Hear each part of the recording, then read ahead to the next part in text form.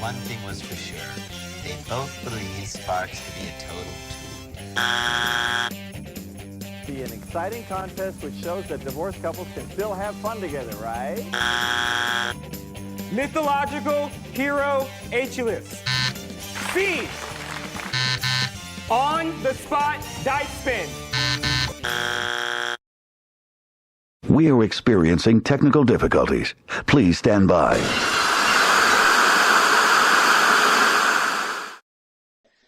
Hello, everybody. It's me, Cyndi Saddleman, here once again with your 2017-2018 Patrick Wayne Award nominees.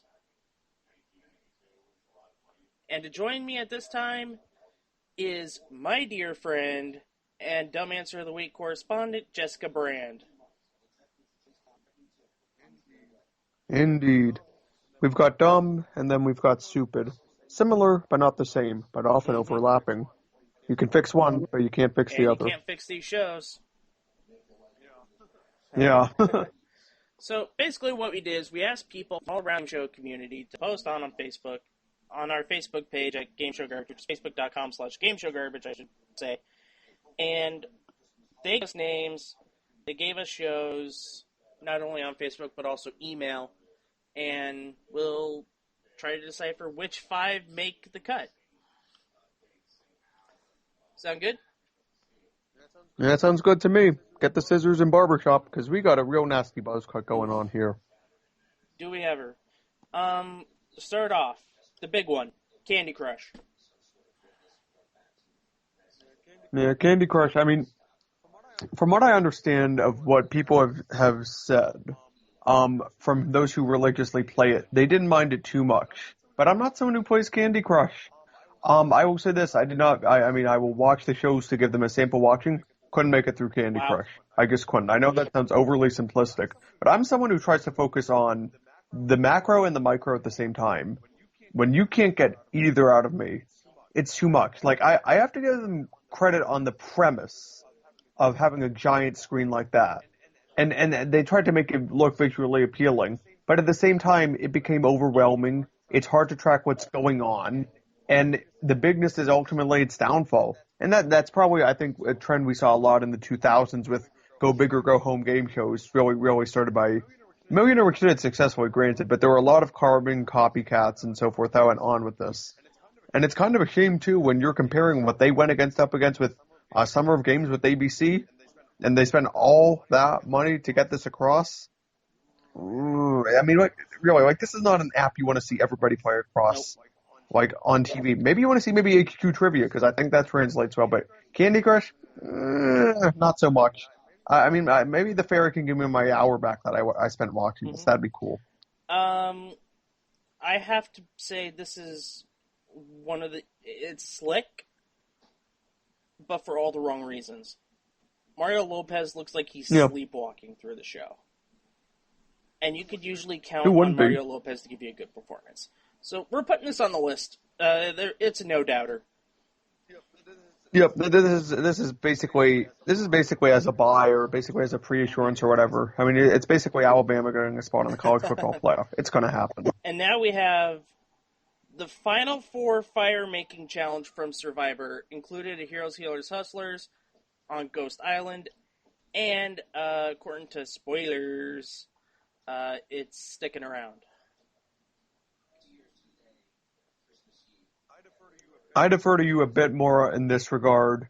I admit I don't watch as much Survivor as the majority of our viewers and are my fellow decider and Wayney finalist decider, so to speak. But I do know that the gimmicks on Survivor, from what I've understood, have incrementally increased, and it's decreased away from the core gameplay of actually, fair determination. And from what I've read, this got immense backlash.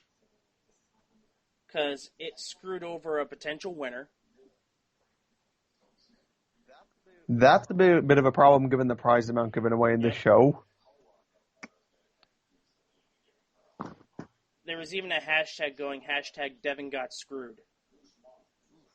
Oof. I feel like that could be that does have some interesting potential for sure. Of reading off some of the tweets with that hashtag, just because you can have an all-time burn compilation. We can have a good roast with it. If you got that kind of publicity, that kind of leans me that way.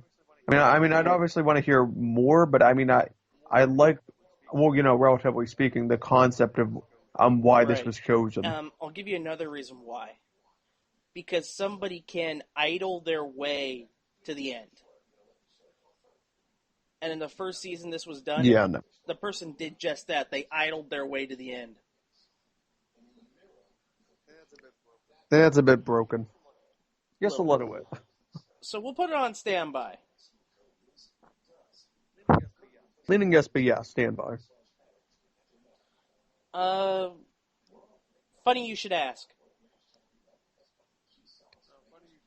Funny you should ask. Funny you should ask about funny you should ask.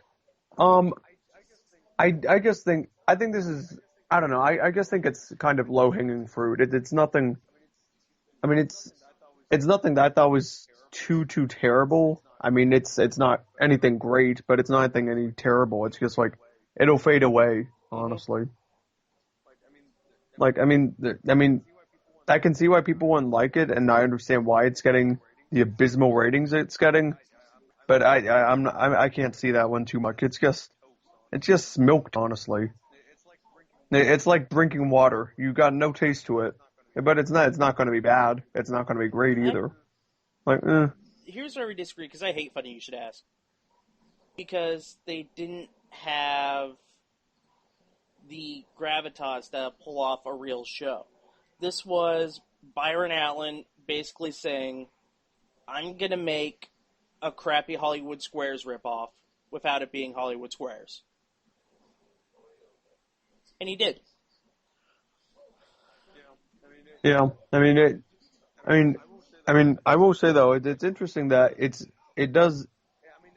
Yeah, it's not entirely the same, but it does have some similarities to the Heater Quigley version from 50 years ago. But yeah, it's not great because you've got the bluff, as you mentioned, like Hollywood Squares and everything. But we could certainly do worse. I'll say that. I don't think it's as bad because I think the format's okay. I don't find it terribly offensive. If you're going to go wrong with the ripoff, I think you could go a lot more. I don't know. You could have a lot more broken mechanics, or you could have a mundane format, and that doesn't hit either of these for me. So, for me, it's a no dog. But I could see how this would bother somebody certainly. So I'm open to it, but just personal preference. Just like Mom and Dad. Oh boy, A show that shouldn't exist. Yeah. I think that this is a no-doubter. Yeah. Yeah, can we just say yes? Like, seriously. Woof. Big Money Week, Pay the Rent. This is from Price is Right. No. No.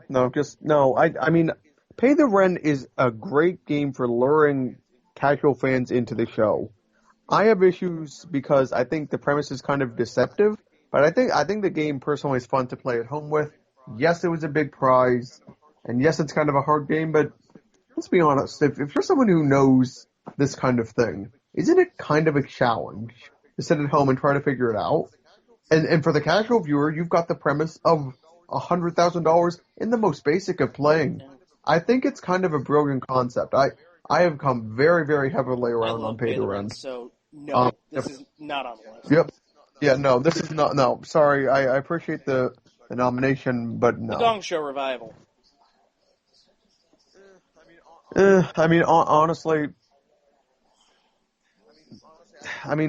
I think the character is a bit cringy, but it's not anything I would induct or consider the worst of a particular app, so to speak. No, this is not I love making the new it. Gong Show. I like the idea of Tommy Maitland. The idea is good. I just think he doesn't appeal enough. I could understand how someone would like him, but I think I worry about, and this doesn't change anything for me because the premise is more than just Maitland, obviously. But from what I've heard of people, he doesn't relate well enough to younger demographics. But that doesn't shift the bar enough for me, honestly. The premise is still very solid, and it's just a fun time overall, as it should Yeah, be. so no. All right. No. Ellen's Game of Games. No way! I freaking love Ellen's Game of Games. I have Hot Hands downloaded on my phone because I love it so much. It's fun. Like I laugh every single time. I've never laughed that much consistently from a game show in like ever. Every time. It's great, and I think the trivia is a fair balance. I think Hot Hands is one of the more clever bonus rounds I've seen. This is definitely not going on. This would be one of my top ones of the year, honestly. I respect whoever said this, but no, definitely not for me.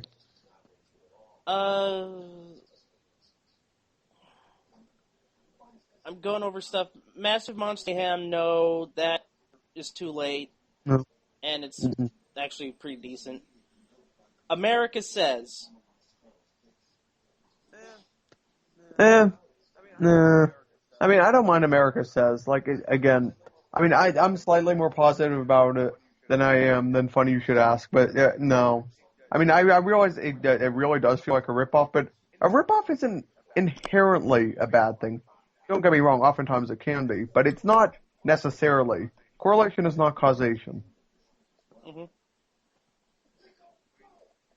I mean, really, I think for all the success she has with Family Feud, this probably is a smart maneuver, that they can get original content for cheaper and maybe try to get some of that market in. I think it's pretty clever. Just got renewed for season 2. They're casting for season 2. Yeah, good point. I haven't seen it, but I did see the pilot stuff with a different host. I would have said yes if it had that same host. But John Michael Higgins saves it. Yeah, exactly. So I'm going to say no to that. Thanks, but no. Letterbox. Letterbox is kind of slow, but I have fun with Letterbox. I really do, more than I should. Like I wish I'd seen more of it. Honestly, granted, it's one of those shows where, like for me, moment of truth. I mean, it's not that far down the guilty pleasures list, but like, I mean, I watch it because it's kind of slow, and some of the cringe that happens is kind of great from the contestant blundering, kind of like how Chain Reaction originally was back in the day, because they didn't speak English. But it's fine enough. Like, I mean, I honestly would watch more of it if I was given the opportunity. Definitely not. I mean, it's kind of fun to, I'll be honest.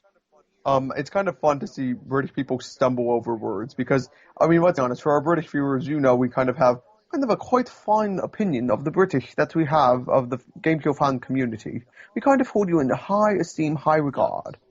Right, so, no. Have you seen it though? Like, I have, it's interesting. And it's kind of infamous for the Quasimodo moment.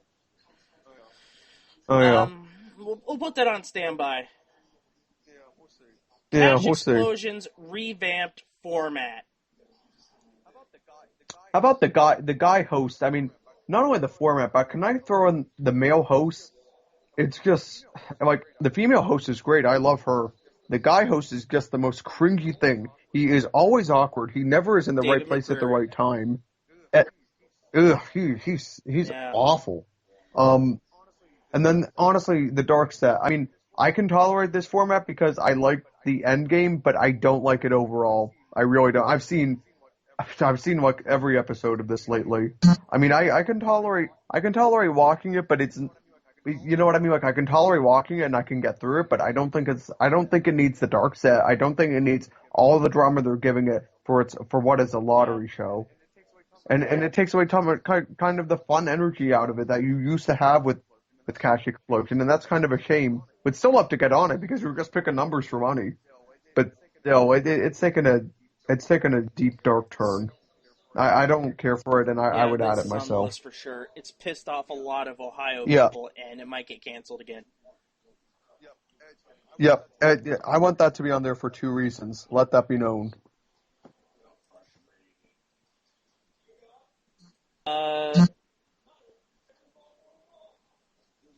Hell's Kitchen All-Stars, the Red Team in general, no. No. Okay. No.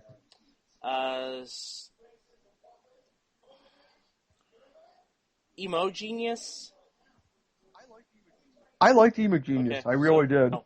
Um, no. Honestly, I will say some of the puzzles were ridiculously hard, but I mean, again, I'm someone who likes to challenge, and that might bias me just in general.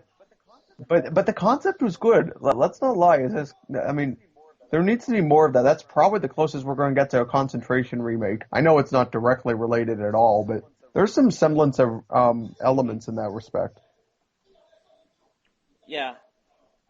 Keep it spotless. I mean, I prefer the Noise by a mile. Noise was great. And Keep It Spotless. I mean, that's pretty harmless. I mean, it's not nearly as fun, but like, I wouldn't call it bad. Like, it's just boring.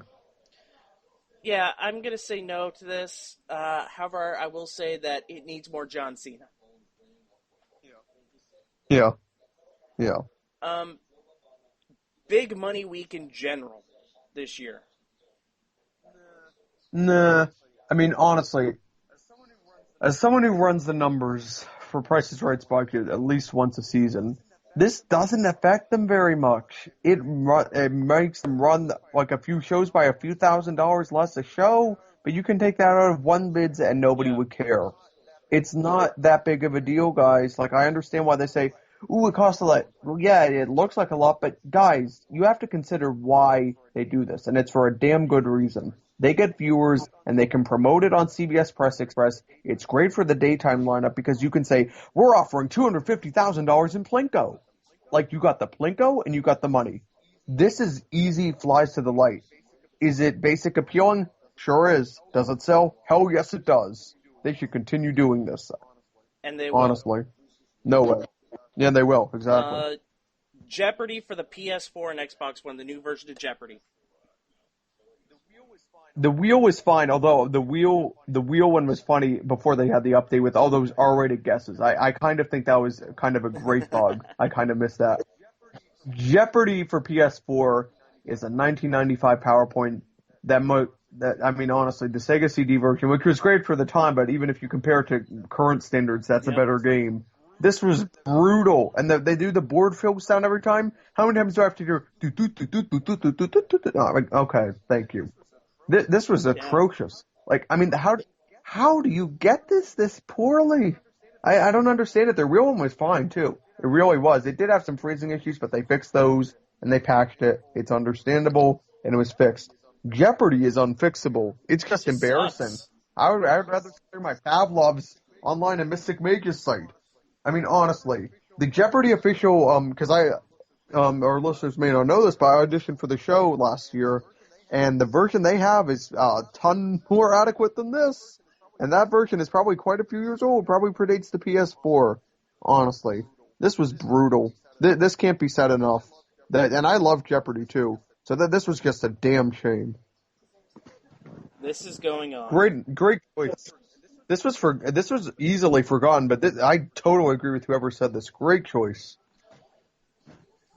We had it as a review on our site in December when it launched. Corn Shack, Mark J. Davis III, who helped out with our inductions a few years ago in February. He did the porno parody ones because I refused to watch them. He's the one who did that, and I think he did an excellent job on it. Child support. I'm very torn about how I feel on child support. Like, I feel like it's one of those sloggy shows. I'm really tired of sloggy shows, in case you couldn't tell. Thanks, NBC. But I don't know. It's kind of the concept feels like it's going for fifth grader meets 1 versus 100. Which, let's be honest, on the premise that sounds okay. The execution is it takes way too long to get anything going, and for very little payoff too. And I mean, I kind of like the fact that your prize structure can decrease. That's not explored a whole lot. And I mean, it kind of doesn't look good, but I like the concept because it's at least original. I don't know. It's too slow for me. I have to lean more negative, but I would watch it again if you put it in front of me. I mean, I'm not opposed to watching it, but I don't like it. That's too slow for too little payoff, honestly. And it's just so frustrating to watch. And to be fair, that sometimes can be a good thing when it comes to trivia, but no. A slow-moving trivia almost never goes well. I mean, the one exception might be 1 versus 100, which I mentioned earlier, but then you're counting off mob members. You're not doing anything of this sort in this game. No. I think I would throw it on, or at least move it on further to discuss it more if we have to eliminate some from we're gonna have to contention. start doing that. Yeah. This one is gonna hurt you. I think I know what it is from that. I think we've talked too much. But The 35th season of Wheel of Fortune. Oh no, that's not what I thought it would be. I don't know. I don't, as far as I can tell, and I've maintained this, Wheel might be stagnant, and it is. Wheel needs to get more with social media besides Twitter toss-up. It's done a very poor job of that compared to literally everything else in the industry. Family Feud posts highlights regularly. Jeopardy has behind-the-scenes tours. Price is Right does both of these. So does Let's Make a Deal. Yeah, so does Let's Make a Deal. That's actually a good call. Yeah, because Mike Richards is doing an outstanding job. I can't repeat that enough. Let me say that again because I know people will disagree with that, and I want to make people mad. Mike Richards is doing a damn good job. But to Wheel. Wheel has suffered from these issues, but it continues to be a very close second, third. I mean, it recently surpassed Jeopardy for second in the ratings. It's only like, I believe, 0.2, 0.3 in the latest ratings report. Behind Jeopardy right now. It's stale, but that isn't a problem within the season itself. And that, I think, is part of an interesting issue when you come to this. It's not the season, it's the overall issues that it's dealing with. If you want to say overall, maybe, but the problem is I wouldn't isolate it to this year and the fact it continues to do this well. For a show averaging about 5.3 throughout season 35, I have a hard time saying that I should move on from that. I don't get me wrong, I think it's a very flawed game right now with how the prize puzzle and express were in the same round, and basically round 3 guarantees you at least one winner a week. So fun fact, the last 3 seasons, about a little over 20% of winners won the main game because they solved the prize puzzle, and that the prize puzzle amount, the prize trip was the difference. Good lord. But no, honestly. All right, so we have 4 no doubters in our opinion. Candy Crush, Cash Explosion, Jeopardy on the PS4, and Just Like Mom and Dad. Now we got to figure out the 5th one. All right, what do we got left? I'm leaning towards that Final 4 fire-making thing on Survivor, because that kills any way that you go to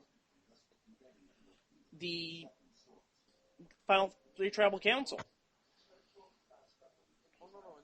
Oh, no, in that, but the fact it actually got traction, I think, is good marketability, speaking from a business perspective.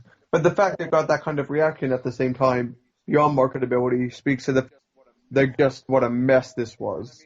And I mean, what else do we have besides that? I'm leaning that way too, but I'd like to hear our remaining other decision makers. Letterbox was put to the side, but we will agree that the Final 4 Tribal Council is worse. Funny you should ask. I still think Survivor's worse than that. So that's it. So it's the Survivor Final 4 Fire-Making Challenge. Yeah. Yep, definitely. Definitely. I think that's a very solid pack of diverse candidates. Honestly. And the nice thing is about this is that these were universally panned. These were not really success shows that people are not happy with because they don't align with the current perspective. These are trends that are being noticed by people who watched the show or the show was not successful as a result. And I like when our opinions match basically the masses and the hoi polloi of people too, beyond our audience and our demographics. Because it shows that not only did they realize it in the broader general sense, but it means that we're noticing it and we're agreeing with the general public, which means it's a 2-layer onion. You've got the shell, and you've got the cry onions, because you're gonna be having some tears after you cut these babies apart. So to wrap things up, the final 5 finalists for the Wayney Awards are Candy Crush, the 30th anniversary of Cash Explosion with the new format, Jeopardy on PS4 and Xbox One, Just Like Mom and Dad, and the Survivor Final 4 Fire Making Challenge. That's your finalists. We will put up the poll on August 1st. Voting continues until August 31st at midnight, and the winner will be inducted at the end of September. So, Jess, thank you for doing this with me. Until next time, this is Cyndi Saddleman saying bye-bye.